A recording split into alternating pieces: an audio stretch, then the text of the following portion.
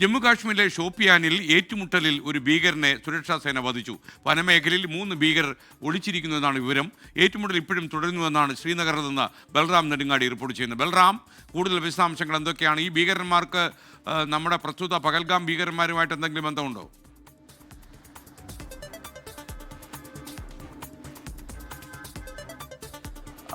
SKN Pahalgam ഭീകരാക്രമണവുമായി ബന്ധമുള്ള ഭീകരരാണ്. അവർ നേരിട്ട് പങ്കെടുത്തിട്ടുണ്ടോ എന്ന കാര്യത്തിൽ വ്യക്തത സുരക്ഷാ ഏജൻസികൾ നൽകുന്നില്ല.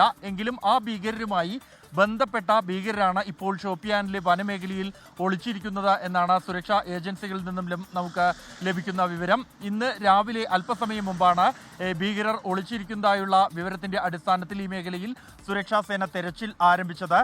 ഈ ഷോപ്പിയാൻ വനമേഖല നേരത്തെ തന്നെ ഭീകര സാന്നിധ്യം ഉണ്ട് എന്നുള്ള റിപ്പോർട്ടുകൾ സുരക്ഷാ സേനയ്ക്ക് ഉണ്ടായിരുന്നു. തുടർന്ന് ഈ മേഖലയിൽ പട്രോളിംഗ് വളരെ സജീവമായി തന്നെ നടത്തി വരികയായിരുന്നു. അതിനിടെയാണ് ഇന്ന് രഹസ്യ വിവരത്തിന്റെ അടിസ്ഥാനത്തിൽ ഭീകരർ ഒളിച്ചിരിക്കുന്ന പ്രദേശത്ത് തെരച്ചിൽ ആരംഭിച്ചത്.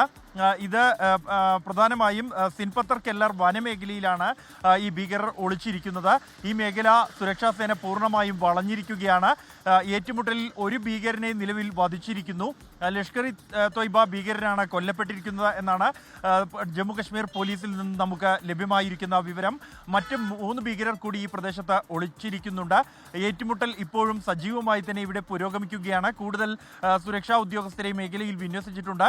കൂടാതെ സൈന്യത്തിന്റെ ഒരു യൂണിറ്റും ഈ മേഖലയിലേക്ക് വിന്യസിച്ചിട്ടുണ്ട്. ഭീകരർക്ക് വേണ്ടിയുള്ള തെരച്ചിൽ ഊർജിതമായി തന്നെ ഈ പ്രദേശത്ത് തുടരുന്നതിനിടെയാണ് ഭീകരരുടെ ഒളിത്താവളം സംബന്ധിച്ചുള്ള വിവരം സുരക്ഷാ സേനയ്ക്ക് ലഭിക്കുകയും അവിടെ തെരച്ചിൽ നടത്തുന്നതിനിടെ ഏറ്റുമുട്ടൽ ഉണ്ടാവുകയും ചെയ്തിരിക്കുന്നത്. SKN